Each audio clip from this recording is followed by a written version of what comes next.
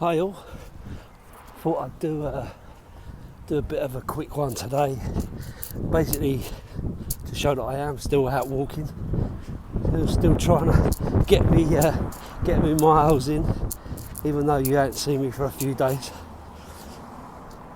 So day, I don't know, 23, 24 maybe, I'm still doing me walking, so I'm getting there, still got a bit of pain in my leg, but that's going okay. But anyway, the reason for the video, nothing really specifically I wanted to touch on, but what I did want to do was just comment on the transfers. Like I said, not that I'm a transfer expert, player expert or anything like that, but just the fact that nothing's really happened, and after starting so quickly, almost feels a little bit disappointing that nothing's happening. But I guess it is really understandable. Lots of players away with their international teams. Lots of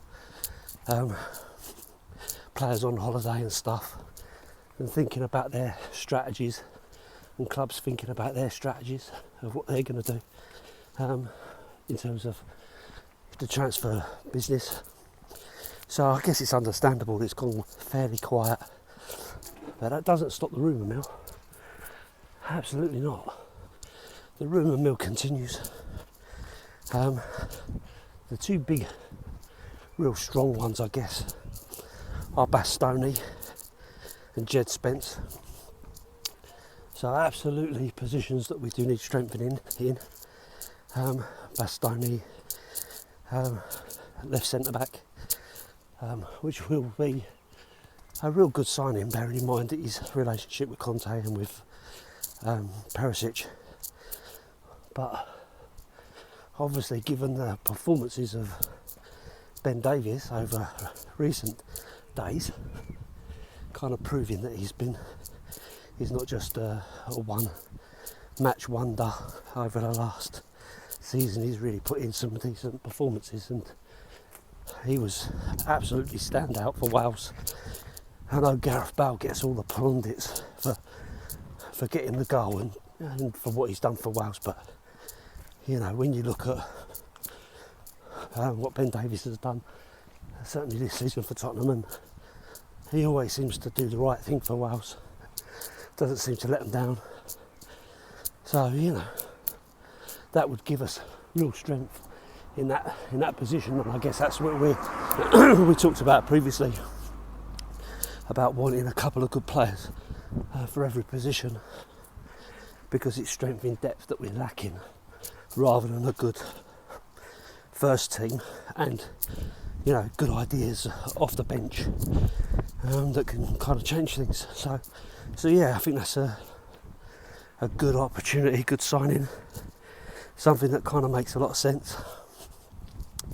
The Jed Spence one, really, it makes sense. It's where we need to strengthen. Homegrown as well, which I guess is a consideration. So they probably need to think about. But I don't know a lot about the guy. I know that he's from Middlesbrough. I know he's been loaned out. I know he's just got promotion with Nottingham Forest. But if you listen or read a lot of the stuff that's going on about him, a lot of the things that are being said, a lot's being attributed to his attitude being an issue. Now, for me personally, I have to say, I'm a manager and I've managed people. I don't manage teams now, but I have. Attitude is probably the biggest factor. If you've got the ability, that's one thing. You know, it's great to have all the skills that's required for any kind of job. But if you've got a bad attitude, then it kind of just spoils things for everybody else, because it brings everybody else down and creates sort of, you know, it smashes into your unity of people and stuff like that, and no one wants that. So that, if that's the case, I can't see Conte really wanting something that's going to disrupt the unity of the squad, which seems to be really coming together. And it's an issue that we've had before, that we've complained about, you know, poor attitude, breaking up the dressing room and stuff. But listen, I don't know, that could be all just a load of rubbish. He could be a really good guy, and he probably is a really good guy, to be fair. But in terms of how he interacts with others and how he gets on with everybody else, that could be an issue. So I'm not sold on this one yet. But as I said previously, if Conte wants him, then who am I to say that we shouldn't get him? I think Conte knows better than I do. That's why he's paid all the money he's paid, and I'm just a fat fella walking around giving an opinion. So yeah, so they're the two big, ones that we're being linked with. I guess the other one that's worth touching on is the Gareth Bale thing. Yet again, I've done videos about this previously, and you cannot ignore the quality of the individual. I mean, he is a great player, one of the world's greats. He's achieved so much. You know, he's got more medals than Prince Charles had on his chest at the Jubilee, you know. So you can't doubt that. But the one thing for me has always been, where's his heart? Where's his head? You know, does he actually want to play competitive football at the club level? I don't think there's any doubt in his passion for Wales. I mean, you saw that at the weekend. You know, I don't think there was anyone happier than Gareth Bale celebrating getting to the World Cup, and fair play to him. You know, it's fantastic news, 64 years and all that. So I don't think you can doubt that. But what I have questioned is his happiness to sit on a bench and play no football. That for me doesn't strike me as a player who's really, really committed and interested and has the desire to take the club forward. Now, I'm sure he would take Tottenham forward, and what did he score for us? 16 goals. You know, it's undoubtedly we could do with them, you know. But only Gareth knows if he really, really wants it. I mean, I'm not an advocate of going backwards. I tend to think, you know, once you've gone, and move on.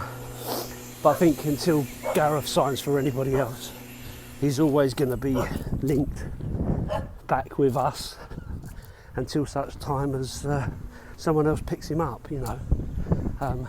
I think he will definitely want to play football to keep fit for the World Cup, because he'll want to do a good show in there. He'll want to sign off in, you know, in the best possible way in the biggest tournament in the world before he decides to either retire or take semi-retirement in the MLS or Chinese Super League or wherever players tend to go now for their last huge paydays, even though he's got more money than he ever knows what to do with, you know. But so we'll see. You know, would I be against it? No, not really. If it's what Conte wants, if it's just a marketing ploy, if it's just one of those things that the club want to do, then, you know, I'm not interested in that. I think that's just to sell a few more shirts and all the rest of it. Whilst it's great for the club to bring in more money, I'd rather spend our money on a player that's really got the desire and the will to drive us forward and make us absolute contenders. So we'll see. So touching on, just to finish off, just touching on marketing, I see we've got a new kit announced today, the one we've been looking at for about 6 months. that everyone's been saying this is our new kit, and all of a sudden there it is, announced like a big surprise. Personally, I don't get the big furore about kits, you know, people going, oh, this one's nice or that one's nice or whatever. I've got a few kits. I'm not going to say I haven't, because I have. Generally speaking, these are bought for me by my kids, Father's Day, birthdays, Christmas, that sort of thing, because they know I'm a huge Tottenham fan, so they always get me something Tottenham related, which I'm happy with, you know. But I wouldn't be going out buying, rushing to be the first to buy the latest kit. I'm not that bothered. But this one looks alright. No, not a lot different from what we've had previously. It's just a way of getting another 70, 80, 100 quid out of you just for yours. Then you've got to buy all the kids and all the rest of it. So, you know, and if that money goes into the coffers towards players, happy days. If it goes into the pockets of Mr. Levy and Mr. Lewis, not so much. But yeah, so the new kit's out. If you're interested, get yourself on the shop and get yourself a new one. I'm sure there'll be lots of people wearing it come the new season.